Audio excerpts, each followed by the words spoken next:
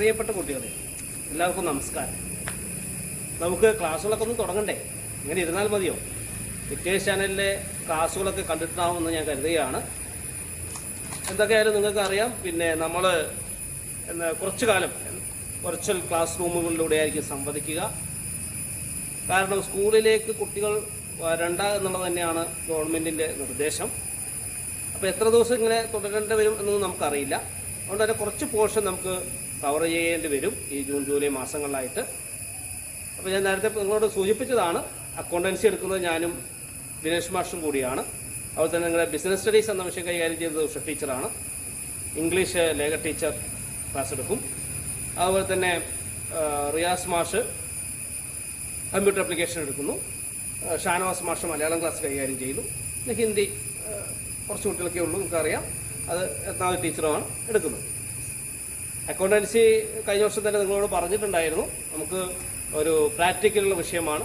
അതുകൊണ്ട് തന്നെ 60 മാർക്കിൻ്റെ ചോദ്യങ്ങളെ പരീക്ഷയ്ക്ക് ചോദിക്കുള്ളൂ. 2 മണിക്കൂർ നീണ്ടു നിൽക്കുന്ന പരീക്ഷയാണ്.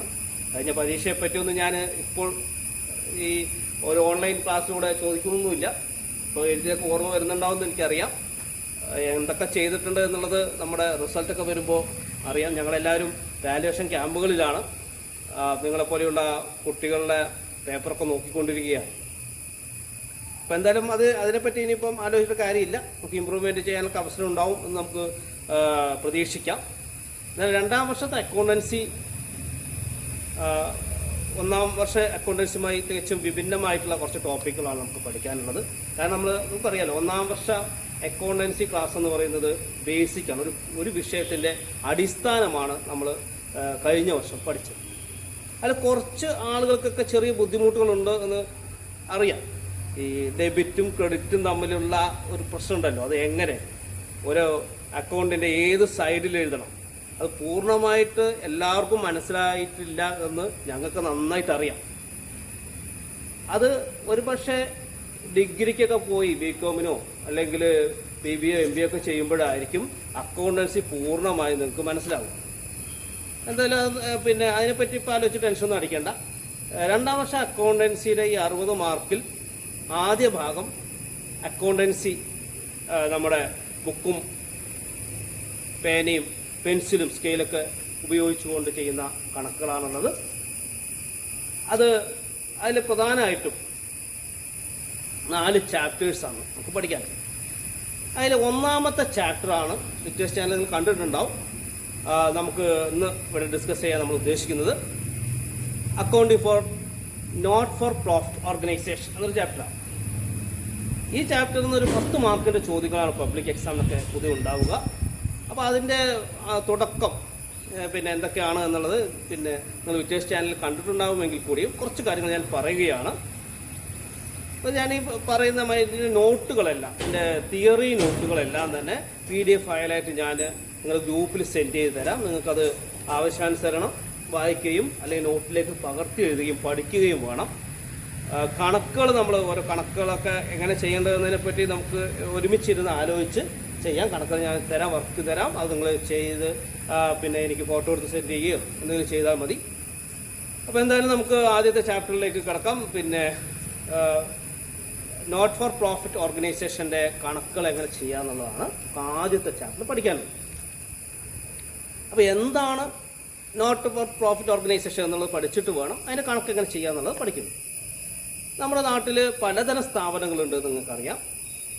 അതിൽ പ്രധാനം ബിസിനസ് ചെയ്യുന്ന സ്ഥാപനങ്ങളാണ്. നമ്മൾ കൊമേഴ്സ് സ്റ്റുഡൻ്റ് ആയതുകൊണ്ട് തന്നെ പലതരത്തിലുള്ള ബിസിനസ് സ്ഥാപനങ്ങളെ പറ്റിയൊക്കെ കഴിഞ്ഞ വർഷം വളരെ വിശദമായി പഠിച്ചിട്ടുണ്ടായിരുന്നു. നമ്മൾ കണക്കുകളൊക്കെ ചെയ്തത് സത്യത്തിൽ കഴിഞ്ഞ വർഷം ഒരു സോൾ പ്രൊപ്പറേറ്ററുടെ കണക്കുകളാണ് അക്കൗണ്ടൻസിൽ ചെയ്തത്. ശ്രദ്ധിച്ചാൽ നമുക്ക് മനസ്സിലാവും, ഒറ്റയ്ക്ക് കച്ചവടം ചെയ്യുന്ന ഒരാളുടെ ബിസിനസ്സിലെ കണക്കുകൾ എങ്ങനെ റെക്കോർഡ് ചെയ്യാം. നമ്മൾ ജേർണൽ എൻട്രി എഴുതാമെന്ന് പറയുന്നു, എങ്ങനെ ക്ലാസിഫൈ ചെയ്ത് എഴുതാം, ലെഡ്ജർ ഉണ്ടാക്കി, അവസാനം അതിനെ കൺസോളിഡേറ്റ് ചെയ്ത് ട്രയൽ ബാലൻസ് ഉണ്ടാക്കി, അവസാനം അതിനൊരു ഫൈനൽ അക്കൗണ്ട് നമ്മൾ ഉണ്ടാക്കും. ഇതുപോലെ തന്നെ പാർട്ണർഷിപ്പിലും ജോയിന്റ് സ്റ്റോക്ക് കമ്പനികൾക്കും അതുപോലെ തന്നെ വലിയ വലിയ ബാങ്കുകൾക്കും ബിസിനസ് സ്ഥാപനങ്ങൾക്കൊക്കെ കണക്കുകൾ നമ്മൾ റെക്കോർഡ് ചെയ്യും. അതോടൊപ്പം തന്നെ ലാഭത്തിനു വേണ്ടി അല്ലാതെ പ്രവർത്തിക്കുന്ന കുറച്ച് സ്ഥാപനങ്ങൾ കൂടി നമ്മുടെ നാട്ടിലുണ്ട്. നിങ്ങൾക്കൊന്ന് ആലോചിച്ച് നോക്കിയാൽ നിങ്ങൾക്ക് കിട്ടും. എന്നാൽ ഞാൻ തന്നെ പറയാം. ഇപ്പോൾ നിങ്ങൾ പലരും പല ക്ലബ്ബിലെ അംഗങ്ങളായി ഫുട്ബോൾ കളിക്കുന്നവരോ ക്രിക്കറ്റ് കളിക്കുന്ന ആളുകളുണ്ടാവാം, അല്ലെങ്കിൽ കലാപ്രവർത്തനത്തിൽ ഇടപെടുന്ന കുട്ടികളുണ്ടാവാം. അപ്പോൾ അങ്ങനെ വിവിധ ക്ലബ്ബുകൾ നമ്മുടെ നാട്ടിലുണ്ട്. നിങ്ങൾ വരുന്ന ഒരു സ്കൂള്, ഇതൊരു സ്ഥാപനമാണ്. കോളേജുണ്ട്. ഇപ്പോൾ കൊറോണയുമായി ബന്ധപ്പെട്ടുകൊണ്ട് നിരവധി ഹോസ്പിറ്റലുകൾ വളരെ നല്ല രീതിയിൽ പ്രവർത്തിക്കുന്ന പിന്നെ ഒരുപാട് ഹോസ്പിറ്റലുകൾ നിങ്ങളുടെ ചുറ്റിലുമുണ്ട്. അതുപോലെ തന്നെ വിവിധ സംഘടനകളുണ്ട്. നിങ്ങൾക്ക് വിദ്യാർത്ഥികൾക്ക് നിങ്ങൾക്ക് സംഘടനകളുണ്ട്, അതേവരായി ഞങ്ങൾക്ക് സംഘടനയുണ്ട്, രാഷ്ട്രീയ സംഘടനകളുണ്ട്. ഇങ്ങനെ സാമൂഹ്യ നന്മയ്ക്ക് വേണ്ടി പ്രവർത്തിക്കുന്ന സോഷ്യൽ വെൽഫെയർ ഉദ്ദേശിച്ചുകൊണ്ട് വർക്ക് ചെയ്യുന്ന ഒരുപാട് ഓർഗനൈസേഷനും നമ്മുടെ നാട്ടിൽ പ്രവർത്തിക്കുന്നു. ഇവരെ പറയുന്ന പേരാണ് നോട്ട് ഫോർ പ്രോഫിറ്റ് ഓർഗനൈസേഷൻസ്. അപ്പോൾ ഇവരുടെ പ്രധാനപ്പെട്ട ഒബ്ജക്റ്റീവ് എന്ന് പറയുന്നത് ഗിവിങ് സർവീസസ്, സേവനം നൽകുക, അല്ലെങ്കിൽ അവരുടെ സോഷ്യൽ വെൽഫെയർ. അതാണ് നമ്മൾ പിന്നെ ഇത്തരം സ്ഥാപനങ്ങളുടെ പ്രധാനപ്പെട്ട ലക്ഷ്യമായിട്ട് പ്രതിപാദിക്കുന്നത്. ഇപ്പോൾ നമ്മൾ ബിസിനസ് സ്റ്റുഡൻസ് ആയതുകൊണ്ട് തന്നെ ഇത്തരം സ്ഥാപനങ്ങളെപ്പറ്റി വിശദമായിട്ടൊന്നും നമുക്ക് ബിസിനസ് സ്റ്റഡീസ് എന്ന വിഷയത്തിലൊന്നും പഠിക്കാനൊന്നുമില്ല. ഇപ്പോൾ ക്ലബ്ബുകളെ പറ്റിയും സ്കൂളുകളെ പറ്റിയും കോളേജിനെ പറ്റിയും ഒന്നും നമുക്കങ്ങനെ പഠിക്കേണ്ട ആവശ്യമൊന്നുമില്ല. പക്ഷേ നമ്മൾ അക്കൗണ്ടൻസി പഠിക്കുന്ന സമയത്ത് ഇത്തരം സ്ഥാപനങ്ങളിലെ കണക്കുകൾ എങ്ങനെ കൈകാര്യം ചെയ്യാം, ഇത് നമുക്ക് പഠിക്കാനുണ്ട്. കാരണം ഫിനാൻഷ്യൽ ട്രാൻസാക്ഷൻ അവിടെ നടക്കുന്നുണ്ട്, സാമ്പത്തിക ഇടപാടുകൾ നടക്കുന്നുണ്ട്. ഇപ്പോൾ നിങ്ങളുടെ അടുത്തുള്ള ഒരു ക്ലബ്ബിൽ നിങ്ങൾ അംഗമാണെങ്കിൽ നിങ്ങൾ ഒരു പക്ഷേ അവിടെ ഫുട്ബോൾ ആണെങ്കിൽ ടൂർണമെൻറ്റ് നടത്തിയിട്ടുണ്ടാവും. ആ ടൂർണമെൻറ്റിന് വേണ്ടി ഫണ്ട് കളക്ട് ചെയ്തിട്ടുണ്ടാവും. അതിനാവശ്യമായി പിന്നെ ട്രോഫികൾ വാങ്ങിക്കാനും ഫുട്ബോൾ വാങ്ങിക്കാനും ഒക്കെ പണം ചിലവാക്കിയിട്ടുണ്ടാവും. ഇങ്ങനെ ഒരുപാട് സാമ്പത്തിക പ്രവർത്തനങ്ങൾ നടക്കാറുണ്ട്. അപ്പോൾ സ്വാഭാവികമായിട്ടും ഇത്തരം സാമ്പത്തിക പ്രവർത്തനങ്ങൾ നമുക്ക് റെക്കോർഡ് ചെയ്യണം, അല്ലെങ്കിൽ അതിൻ്റെ മറ്റ് ഫോർമാലിറ്റികളൊക്കെ ചെയ്യണ്ടേ. അപ്പോൾ നമ്മുടെ അക്കൗണ്ടൻസി അല്ലെങ്കിൽ ഡബിൾ എൻട്രി ബുക്ക് കീപ്പിംഗ് ഉപയോഗിച്ച് ഇത്തരം സ്ഥാപനങ്ങളുടെ കണക്കുകൾ എങ്ങനെ കൈകാര്യം ചെയ്യാം എന്നുള്ളതാണ് നമുക്ക് ഈ ചാപ്റ്ററിൽ പഠിക്കാൻ. അപ്പോൾ അത് പിന്നെ നിങ്ങൾ ഫസ്റ്റ് ഇയറിൽ ഫൈനൽ അക്കൗണ്ട് എന്നൊരു ചാപ്റ്റർ പഠിച്ചിട്ടുണ്ടാവും, ഓർമ്മയുണ്ടാവും. കാരണം നമ്മുടെ എസ് ഒക്കെ ചോദിച്ചിട്ടുണ്ടായിരുന്നു, നിങ്ങൾ ചെയ്തിട്ടുണ്ടാവും. അല്ലെങ്കിൽ നിങ്ങൾ പിന്നെ ഫൈനൽ അക്കൗണ്ട് ട്രയൽ ബാലൻസ് തന്നിട്ട് trading profit and loss account balance sheet തയ്യാറാക്കി. ഒരു പക്ഷേ അത് ക്ലിയറായ കുട്ടികളെ സംബന്ധിച്ച് നല്ല മാർക്ക് കിട്ടാൻ സാധ്യതയുണ്ട്, അല്ലെങ്കിൽ എല്ലാവരും ശരിയാക്കിയിട്ടുണ്ടാവുമെന്നാണ് ഞാനിപ്പോൾ കരുതുന്നത്. അതുപോലെ നമ്മുടെ നാട്ടിൽ പ്രവർത്തിക്കുന്ന ഈ ക്ലബ്ബുകളാണെങ്കിലും മറ്റ് സോഷ്യൽ വെൽഫെയറിന് വേണ്ടി പ്രവർത്തിക്കുന്ന സ്ഥാപനങ്ങളാണെങ്കിലും ഫൈനൽ അക്കൗണ്ട് അല്ലെങ്കിൽ ഒരു വർഷത്തിൻ്റെ അവസാനം അവർക്ക് ഇതുപോലെ ഒരു പിന്നെ ഫൈനൽ അക്കൗണ്ട് തയ്യാറാക്കേണ്ടതുണ്ട്. കാരണം ഇപ്പോൾ നമ്മുടെ ക്ലബ്ബൊക്കെ ആകുമ്പോൾ നമ്മൾ രജിസ്റ്റർ ചെയ്തിട്ടാണ് പ്രവർത്തിക്കുന്നത്. അപ്പോൾ ഈ രജിസ്ട്രേഷൻ പുതുക്കണമെങ്കിൽ ഒരു വർഷത്തെ കണക്കുകളൊക്കെ ഗവൺമെൻറ്റിൽ സബ്മിറ്റ് ചെയ്യണം. അതുപോലെ തന്നെ എല്ലാ പിന്നെ സാമൂഹ്യ സംഘടനകളാണെങ്കിലും രാഷ്ട്രീയ സംഘടനകളാണെങ്കിലും അവരുടെ വരവ് ചെലവ് കണക്കുകളൊക്കെ തന്നെ ചിലപ്പോൾ ഗവൺമെൻറ്റിനെ അറിയിക്കേണ്ടതുണ്ട്, അല്ലെങ്കിൽ അതിൻ്റെ സർക്കാർ ഏജൻസികളെ അറിയിക്കേണ്ടതുണ്ട്. അവർക്ക് ഫണ്ടൊക്കെ ലഭിക്കണമെങ്കിൽ അവരുടെ സാമ്പത്തികമായിട്ടുള്ള ഇടപാടുകളെപ്പറ്റി ഉള്ള വിവരങ്ങൾ വെളിയിലേക്ക് പറഞ്ഞു കൊടുക്കേണ്ടതുണ്ട്. അതുകൊണ്ട് തന്നെ ഡബിൾ എൻട്രി ബുക്ക് കീപ്പിംഗ് പ്രകാരം ഇവരെങ്ങനെയാണ് അത്തരം കാര്യങ്ങൾ രേഖപ്പെടുത്തി വെക്കുക, ഏതൊക്കെ തരം അക്കൗണ്ടുകളാണ് അവർ തയ്യാറാക്കുക എന്നുള്ളതാണ് ഈ ചാപ്റ്ററിൽ പഠിക്കാൻ.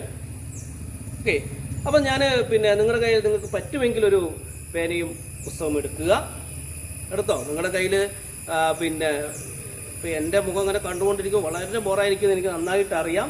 കാരണം ഞാൻ പോലും സത്യത്തിൽ ഇപ്പം ഓൺലൈൻ ക്ലാസ് എന്ന് പറഞ്ഞിട്ട് പിന്നെ ടി വിയിലൊക്കെ കാണാൻ ശ്രമിച്ചിട്ട് കുറച്ച് നേരം നമുക്ക് പിന്നെ സഹിക്കാനേ പറ്റും. കുറച്ച് കഴിഞ്ഞ് ബോറടിച്ചു പോകും.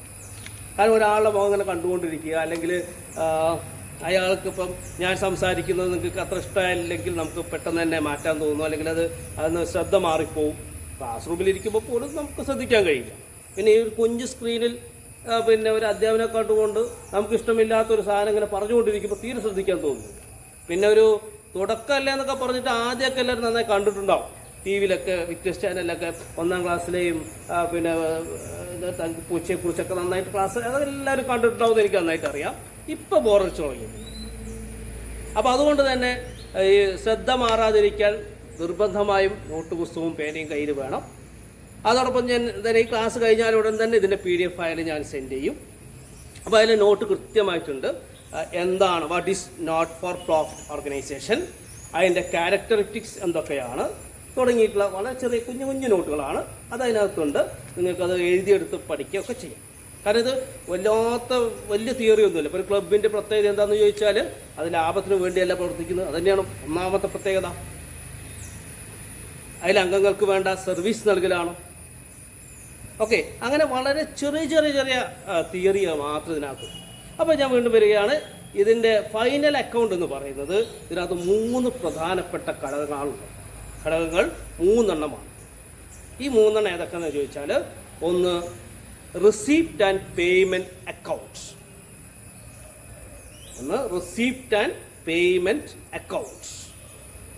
രണ്ട് income and expenditure accounts. 3 balance sheet. അപ്പോൾ നമ്മൾ വീണ്ടും ഞാൻ ഓർമ്മിപ്പിക്കുകയാണ്, ഒരിക്കലും താരതമ്യം ചെയ്യരുത്. ബിസിനസ് ഓർഗനൈസേഷൻ ഫൈനൽ അക്കൗണ്ട് എന്ന് പറയുന്നത് trading account, profit and loss account and balance sheet എന്നായിരുന്നു. എങ്കിൽ ഒരു നോട്ട് ഫോർ പ്രോഫിറ്റ് ഓർഗനൈസേഷൻ്റെ ഫൈനൽ അക്കൗണ്ട് എന്ന് പറയുന്നതിന് 3 ഭാഗങ്ങളാണുള്ളത്. ഒന്ന് receipt and payment accounts, 2 income and expenditure accounts, 3 balance sheet. ആദ്യത്തെ 2 അക്കൗണ്ടും മൂന്നാമത്തെ സ്റ്റേറ്റ്മെൻറ്റും. ഇതാണ് ഇതിലെ ഫൈനൽ അക്കൗണ്ട് എന്ന് പറയുന്നത്.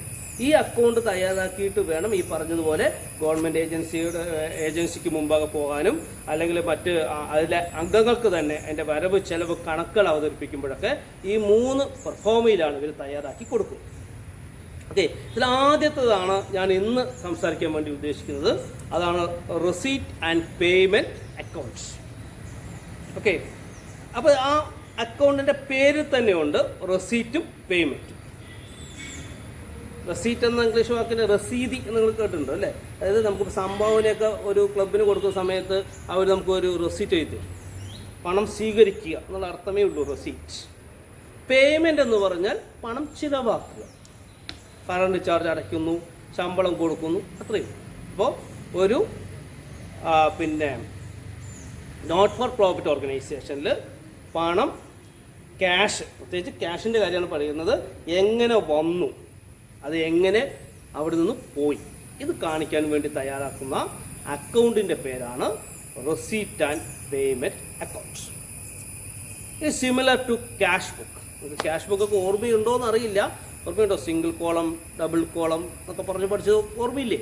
അതുപോലെ തന്നെ തയ്യാറാക്കുന്ന ഒരു അക്കൗണ്ടാണ്. 2 സൈഡ് ഉണ്ടാവും, ഡെബിറ്റ് സൈഡും ക്രെഡിറ്റ് സൈഡും.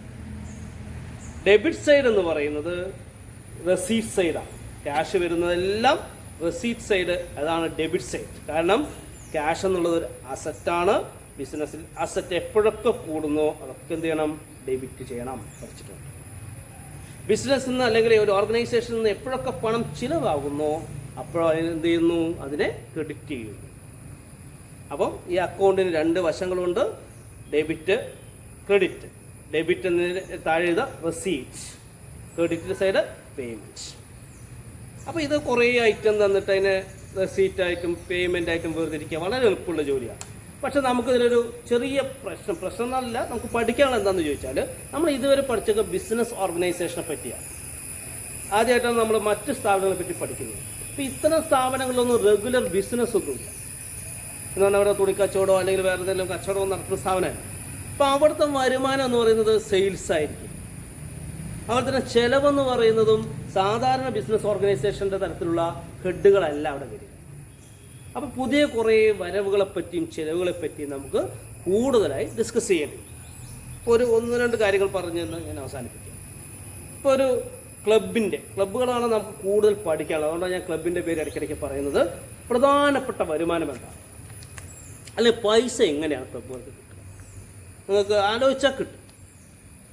ഇപ്പോൾ നിങ്ങൾ പെട്ടെന്ന് പറയും ഡൊണേഷൻ, സംഭാവന. നമ്മൾക്ക് അതാണല്ലോ പ്രധാനപ്പെട്ട പണി. നമ്മൾ ഓണാണെങ്കിലും പെരുന്നാളാണെങ്കിലും സംഭാവന കൂപ്പണായിട്ട് പോകും. സംഭാവന, ഡൊണേഷൻ പ്രധാനപ്പെട്ട ഒരു വരുമാനമാണ്.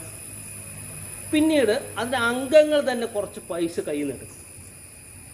ഞാൻ ഇംഗ്ലീഷിൽ പറയുന്നത് സബ്സ്ക്രിപ്ഷൻ എന്നാണ്, വരിസംഖ്യ എന്നാണ് മലയാളത്തിൽ പറയുന്നത്.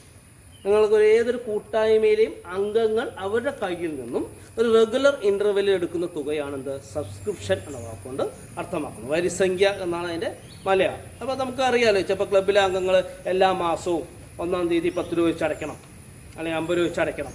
അതൊരു തുകയായിട്ട് അതിൻ്റെ ദൈനംദിന പ്രവർത്തനങ്ങൾക്ക് വേണ്ടി എടുക്കും. അപ്പം മേജറായിട്ടുള്ള വരവെന്ന് പറയുന്നത് സബ്സ്ക്രിപ്ഷനാണ്.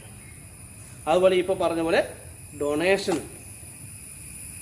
അങ്ങനെ ഒരുപാട് വരവൊന്നും ഉണ്ടാവില്ല, അങ്ങനെ ഒരുപാട് പണം അങ്ങനെ കുമിഞ്ഞുകൂടുമൊന്നുമില്ല. പിന്നീട് ചിലവും അതുപോലെ തന്നെ സാധാരണ ബിസിനസ്സിൽ പർച്ചേസസ് ഒന്നും ആവണമെന്നില്ല, വേറെ കുറേ ചിലവുകളായി. ഒരു ലൈബ്രറിയുടെ പ്രധാനപ്പെട്ട ചിലവ് എന്തായിരിക്കും? കുറേ പുസ്തകങ്ങൾ വാങ്ങിക്കണം, അതായിരിക്കും ഒരു ചിലവ്. അല്ലെങ്കിൽ ആ ലൈബ്രറിയിലെ ജോലിക്കാർ ലൈബ്രറിയിലുണ്ടാവും, അയാൾക്ക് സാലറി കൊടുക്കണം. ഓക്കെ, അങ്ങനെ ചിലപ്പോൾ ഒരു ഗോൾഫ് ക്ലബ്ബ്, നിങ്ങൾ കേട്ടിട്ടുണ്ടോയെന്ന് അറിയില്ല, ഗോൾഫ് ക്ലബ്ബ് എന്ന് പറയുന്നത് ഗോൾഫ് കളി കണ്ടിട്ടുണ്ടാവുമല്ലോ. അത് ഒരുപാട് ഏക്കർ സ്ഥലം വേണം അത് കളിക്കണം വേണ്ടി. ഒരുപാട് വലിയ മൈതാനങ്ങളാണ് കളിക്കുക. അപ്പോൾ ഈ പന്ത് അടിക്കുന്ന സമയത്ത് അങ്ങനെ നീങ്ങിയൊരു കുഴിക്കകത്ത് പോയി വീഴുന്ന കണ്ടിട്ടുണ്ടാവും. ഈ പുല്ലിൽ കൂടെയാണ് ഈ പന്ത് ഇങ്ങനെ ഉരുളുക. അപ്പോൾ ഒരു നിശ്ചിത കാലം കഴിഞ്ഞാൽ പുല്ല് ഒരുപാടങ്ങ് വളരുമ്പോൾ ഇത് ഇടയ്ക്ക് എന്ത് ചെയ്യും? ഇത് വെട്ടിക്കളയും. അപ്പം അങ്ങനെ വെട്ടിക്കളയുന്ന പുല്ല് വിൽക്കും. കാരണം 4-5 ഏക്കർ സ്ഥലത്ത് നല്ല ഉയരത്തിൽ വളർന്ന പുല്ലുകൾ മൊത്തം വെട്ടുമ്പോൾ അത് ഫാമുകൾക്ക് വേണമെങ്കിൽ വിൽക്കാൻ പറ്റും. അപ്പോൾ അവർ പ്രധാനപ്പെട്ട ഒരു വരുമാനമാണ് സെയിൽ ഓഫ് ഗ്രാസ് എന്ന് പറയുന്നത്, പുല്ല് വിൽക്കും. ലൈബ്രറികളുടെ ഒരു വരുമാനമാണ് sale of old news papers. അപ്പം ഇതുവരെ പഠിച്ച ബിസിനസ് പ്രവർത്തനത്തിൽ വ്യത്യസ്തമായി ഇത്തരം വരവുകളും ചിലവുകളുമാണ് റെസീറ്റ് ആൻഡ് പേയ്മെൻറ്റ് അക്കൗണ്ടിലുള്ളത്. ഇതിൻ്റെ ഫോർമാറ്റ് ഞാൻ നിങ്ങൾക്ക് സെൻഡ് ചെയ്യാം. അപ്പോൾ അത് നിങ്ങൾ നന്നായിട്ട് നോക്കുക, മനസ്സിലാക്കുക.